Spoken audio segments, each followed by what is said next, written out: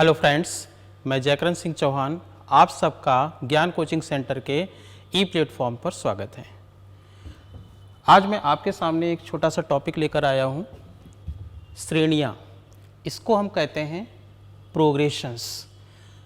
Progressions इसको समझते हैं। इसमें सबसे पहले हम लोग समझेंगे सीक्वेंसेस के बारे में। सीक्वेंसेस को हिंदी में कहा जाता है अनुक्रम। सीक्वेंसेस को हिंदी में अनुक्रम कहते हैं। ठीक है। सीक्वेंसेस अगर हम कुछ नंबर्स को इस तरीके से लिखें कि वो एक निश्चित नियम के आधार पर लिखे गए हों तो वो नंबर अनुक्रम बना लेते हैं। ठीक है। जैसे अगर मान लेते हैं 1 3 5 7 डैश डैश। नेक्स्ट हम लोग लिखते हैं 1/2 1/3 1/5 1/7 dash dash. Next 2 square 3 square 4 square dash. इस तरीके से तो इन सभी नंबर्स को अगर हम ध्यान से देखें तो यहाँ पर क्या है कि अगर हम इस नंबर में +2 कर दें तो हमें नेक्स्ट नंबर 3 मिल जाता है। इसमें +2 कर दें तो 5, इसमें +2 कर दें तो ये 7 मिल जाता है। तो ये एक निश्चित नियम को फॉलो कर रहा है कि प्रत्येक पद में अगर हम एक निश्चित संख्या जोड़ते हैं तो हमको एक श्रेणी मिल जाती है। इसी को हम लोग सीक्वेंस कहते हैं। यहाँ पर भी जैसे है 1/2 2 + 1 3 3 नेक्स्ट 3 इसको कर लेते हैं ये 1, तो ये आपका आ जाएगा 1 3 5 7। तो ये भी आपका एक अनुक्रम है। नेक्स्ट 2 स्क्वायर 3 स्क्वायर 4 स्क्वायर इस तरीके से लिखा गया हो तो ये भी अपना एक अनुक्रम बनाता है। तो इन सभी में नियम क्या लग रहा है कि अगर हम इसका जनरल टर्म लिखें nवां पद, इसका हम nवां पद लिखें जनरल टर्म, तो जनरल टर्म इसका आ जाएगा 2n-1 और n के प्लेस पर हम लोग यहाँ पर रख सकते हैं प्राकृतिक संख्या। n बिलोंग करता है नेचुरल नंबर, प्राकृतिक संख्या। प्राकृतिक संख्या होती है बच्चों 1 2 3 4 से लेकर के इन्फिनिटी तक। अगर हम इसमें 1 रखेंगे तो ये हमको मिलेगा 2 - 1 1, 2 रख देंगे तो 4 - 1 3, 3 रखेंगे 6 - 1 5। ठीक है। 4 रखेंगे तो 8 - 1 7। इस तरीके से मिल गया। तो यहाँ पर एक ये निश्चित नियम हो गया कि 2n-1 में अगर हम प्राकृतिक संख्या n = 1 2 3 4 रखते चले जाते हैं तो हमको ये सीक्वेंस प्राप्त हो जाती है। इस सीक्वेंस को लिखने का जो तरीका है सिंबल, इसको हम इस तरीके के ब्रैकेट से डिनोट करते हैं। ठीक। इसमें अगर हम इसका nवां पद लिखें तो ये सब कैसे हैं, अपॉन में लिखे हैं 1 3 5 7। तो इसका nवां पद लिखें तो ये 2n-1 इस तरीके से आएगा। ठीक। और इसको भी ऐसे इस तरह के सिंबल से ब्रेक इनक्लोज कर देते हैं। यहाँ पर इसका अगर हम nवां पद लिखें तो ये मिलेगा n+1 इतने का होल स्क्वायर, n+1 इतने का होल स्क्वायर। और ये आपकी सीक्वेंस प्राप्त हो जाती है। ठीक है। अब ये जो सीक्वेंसेस होती हैं कई तरीके की होती हैं। ये सीक्वेंसेस जैसे कि आपका एपी अर्थमेटिक प्रोग्रेशन जिसको हम लोग कहते हैं समांतर श्रेणी, इसको हम लोग समांतर श्रेणी कहते हैं, जिसको अर्थमेटिक प्रोग्रेशन एपी। ये होती है बच्चों गुणोत्तर श्रेणी।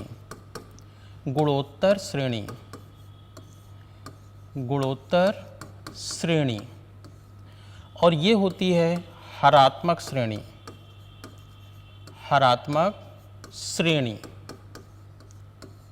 और इसको कहते हैं समांतरीय गुणोत्तर श्रेणी। समांतरीय गुणोत्तर श्रेणी। ठीक है। और यहाँ पे आ जाएगा नेक्स्ट, ये आएगा मिसलिनियस,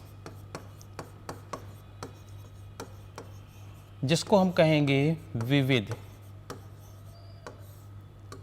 ठीक है, तो ये HP डबल टाइप हो गया, तो यहाँ पे मिसलिनियस आ जाएगा। तो समांतर श्रेणी, गुणोत्तर श्रेणी, हरात्मक श्रेणी, समांतरी गुणोत्तर श्रेणी, मिसलिनियस श्रेणी।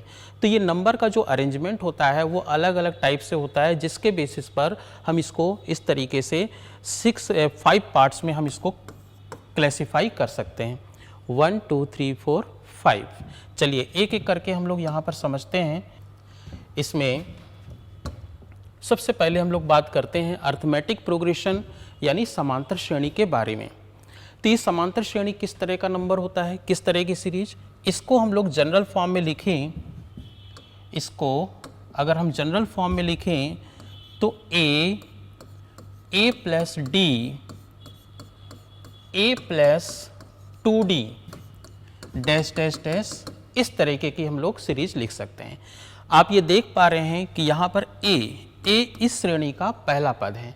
ठीक, ये इसमें अगर हम लोग d एक निश्चित संख्या जोड़ देते हैं तो हमको एक अगला पद मिल जाता है, इसमें d जोड़ेंगे अगेन तो a प्लस 2d, इस तरीके की श्रेणी हमको मिल जाती है।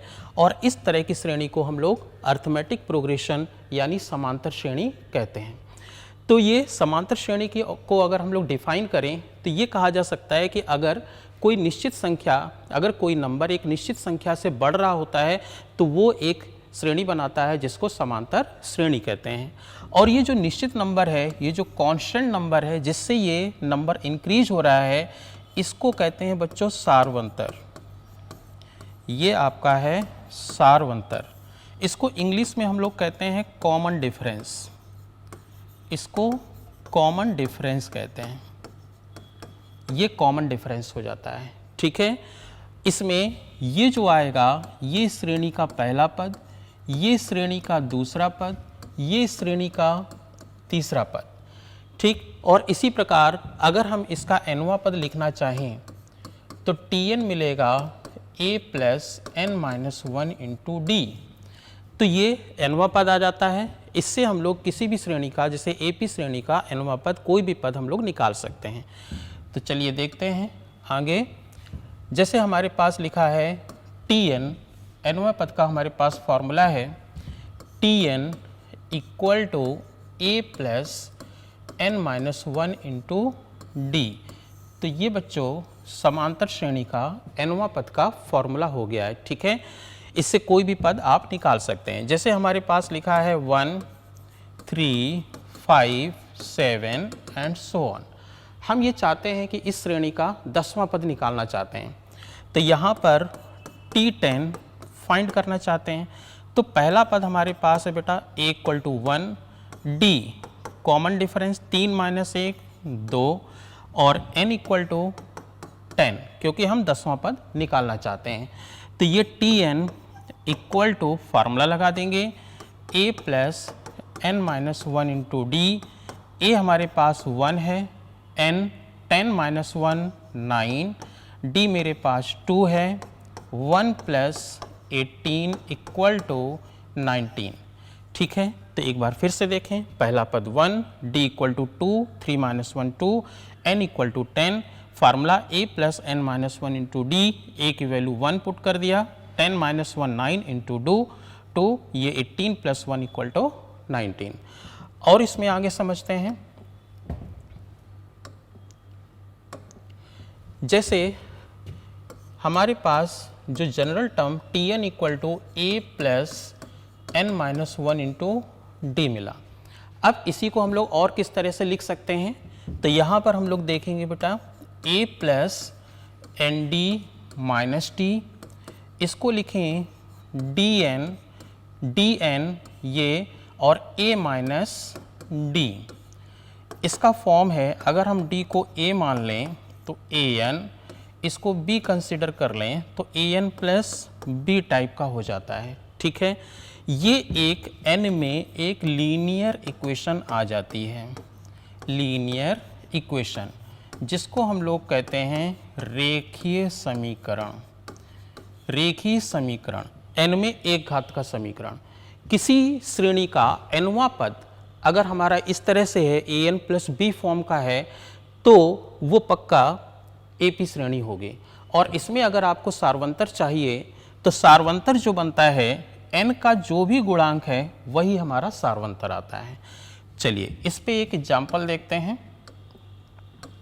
जैसे अगर हमारे पास लिखा है Tn equal to 3n plus 5, ठीक, इसमें आपसे कहा गया कि इसका सार्वंतर यानी कॉमन डिफरेंस D आपको यहाँ पर निकालना है। तो इसके लिए एक मेथड हमारे पास है कि आप इसमें D निकालने के लिए ये कर सकते हैं T2 माइनस T1, 2 इसमें रख लें, 6 प्लस 5 11, 1 रख लें, 3 प्लस 5 8 और ये 3 इस तरह से निकल आता है। और इसी को एक और अभी हमने शॉर्टकट बताया कि जैसे Tn इक्वल टू हमारे पास है 3n प्लस 5, तो ये इसका जो फॉर्म है an प्लस बी टाइप का है, इसका form an plus B type का है। तो जो यहाँ पर n का कोफिशिएंट आएगा वही हमारा सार्वंतर हो जाता है, वही कॉमन डिफरेंस हो जाता है। तो D की वैल्यू हमारे पास आ जाती है 3 के इक्वल, D इक्वल टू 3 के इक्वल। तो इसको हम डायरेक्ट शॉर्टकट से सॉल्व कर सकते हैं। चलिए आगे देखते हैं। इसमें जैसे हमारे पास एक प्रॉब्लम है, find the nth term of the sequence.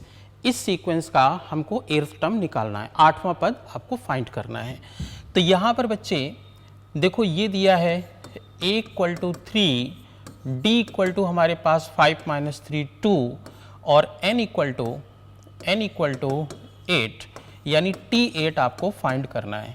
तो सीधा सा formula T9 equal to a plus n minus 1 into D, ठीक है, एर्थ टर्म निकालना है।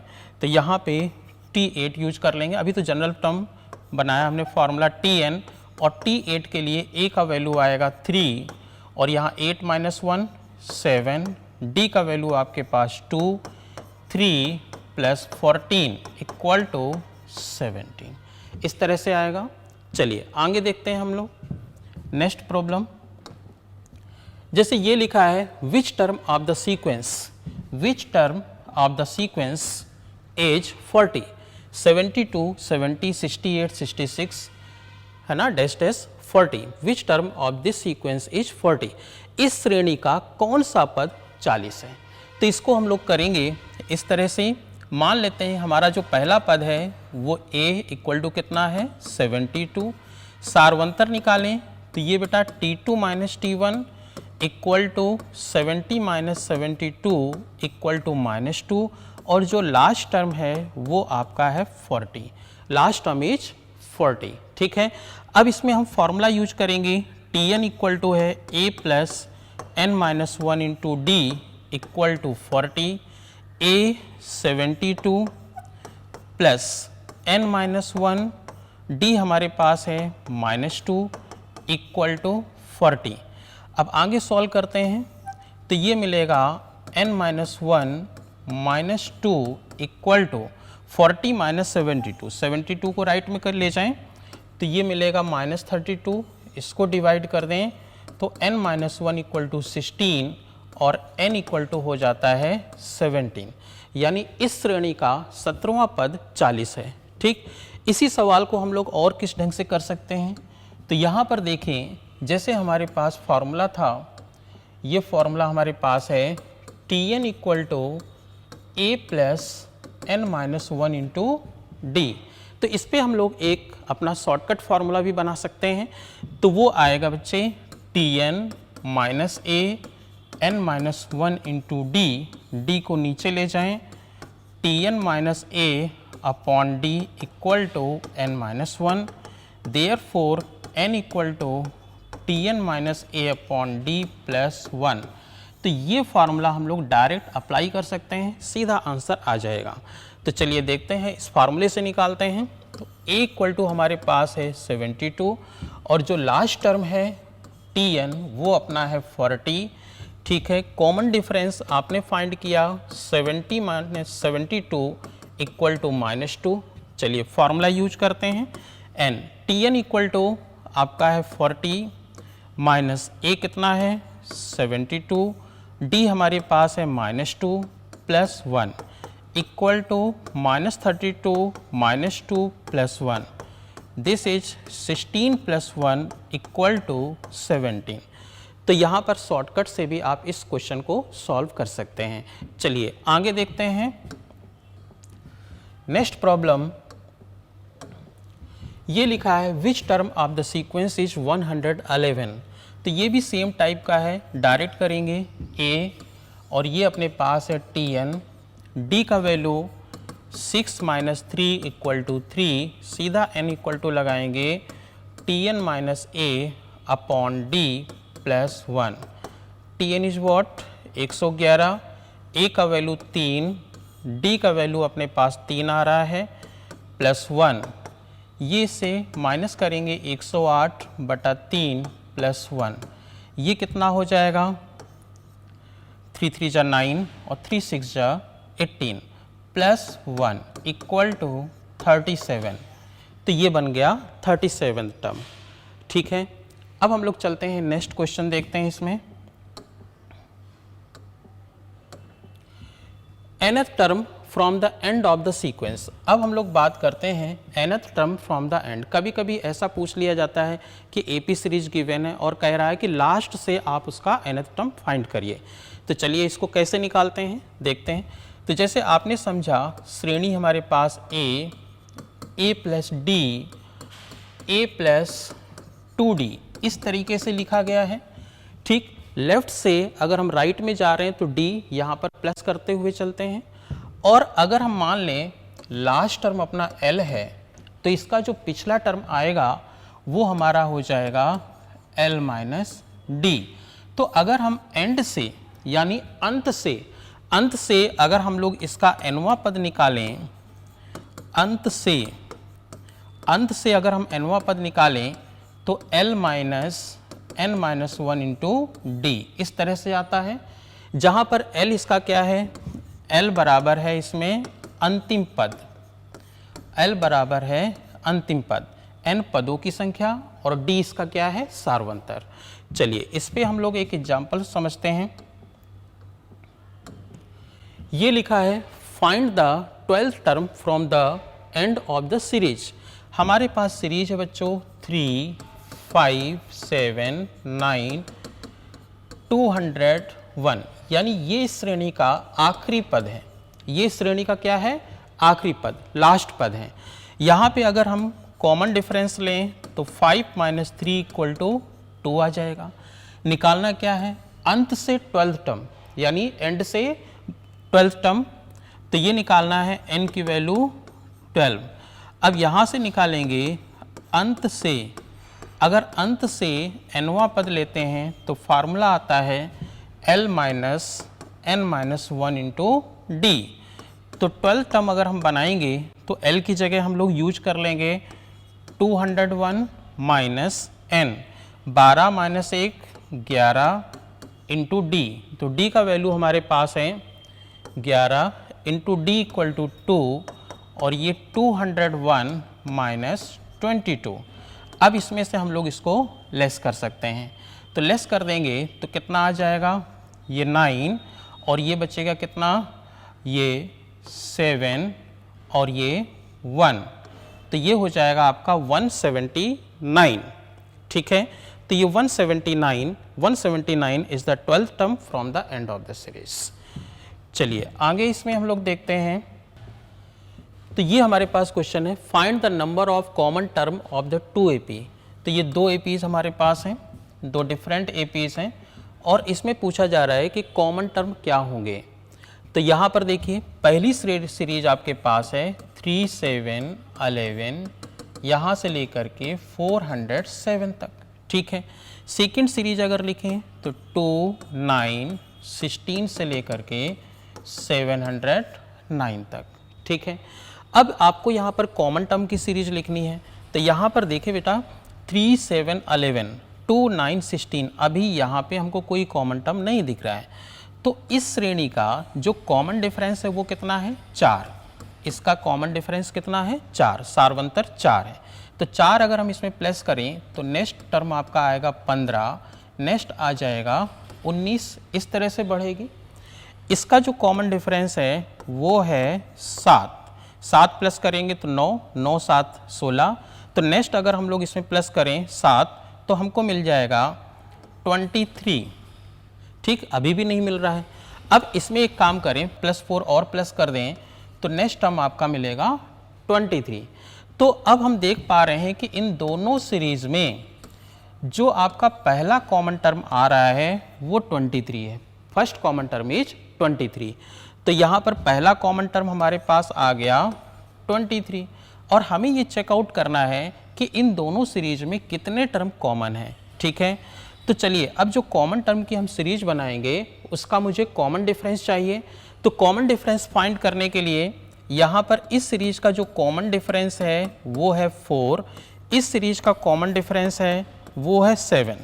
ठीक है, तो जो कॉमन टर्म की सीरीज आएगी, सीरीज ऑफ कॉमन टर्म, उसका जो कॉमन डिफरेंस आएगा वो बनेगा LCM of D1 and D2, D1 D2 का एलसीएम। तो इनका अगर हम लोग एलसीएम ले लें तो कितना आ जाएगा, 7 और 4, तो कितना हो जाएगा एलसीएम, ये मिल जाएगा हमको 28। इसका एलसीएम हो जाएगा 7 4 का 28। मतलब जो आपके पास कॉमन टर्म की सीरीज आ रही है उसका कॉमन डिफरेंस कितना है 28 और फर्स्ट टर्म कितना है 23। ठीक, तो अब यहाँ पर हम लोग फॉर्मूला लगा देंगे। जैसे यहाँ पर देखें जो कॉमन टर्म आपको मिलेगा इन दोनों सीरीज में, तो मैक्सिमम कहाँ तक जा सकता है, इन दोनों में जो नंबर छोटा है वहाँ तक जा सकता है। ठीक है, तो 407 तक जा सकता है, 407 हो सकता है या फिर इससे कुछ कम हो सकता है। तो चलिए इसमें हम लोग फार्मूला लगाते हैं next, Tn equal to Tn is less and equal to, ये हमको मिलेगा 407। A इक्वल टू हमारे पास निकला था A इक्वल टू 23 और common difference D equal to आया हुआ था 28। तो Tn का फॉर्मूला यूज करेंगे तो A plus n minus 1 into D less and equal to 407, A is 23 plus n minus 1 D is 28 less and equal to 407। 23, अब इसको ब्रैकेट खोल देते हैं, 23 plus 28n minus 28 less and equal to 407। 28n 23 minus 28, ये minus का 5 less and equal to 407, 5 right में जाएगा तो ये मिलेगा 28n less and equal to 5 plus कर लेंगे 412। ठीक, अब इसके आगे जैसे ये बनेगा n less and equal to 412 divided by 28। अब इसको हम डिवाइड कर लें 4 से तो ये हो जाएगा 4 7 जा और ये 1 0 और ये 3, 103। अब इसको डिवाइड करते हैं 103 को 7 से, तो 103 को अगर हम 7 से डिवाइड करेंगे तो 7 1 जा 7, ये मिलेगा हमको 3 3, 7 चौको 28, इस तरह से। तो ये n की वैल्यू आ जाएगी 14 पॉइंट समथिंग कुछ आएगा। ठीक, अब आपको पता है कि जो नंबर ऑफ टर्म है, जो पदों की संख्या है, वो कभी भी फ्रैक्शन नहीं हो सकती। ठीक, तो वो कैसी होगी, एक कंप्लीट इंटीजर होगा। तो इसलिए हम लोग यहाँ पर n की वैल्यू ले सकते हैं 14। तो ये दोनों सीरीज में जो कॉमन टर्म की सीरीज आएगी उसमें कुल पदों की संख्या जो होगी वो 14 आ जाएगी, 14। ठीक है, नेक्स्ट वीडियो में हम लोग पढ़ेंगे sum of n term of AP। आज का इतना ही, थैंक यू।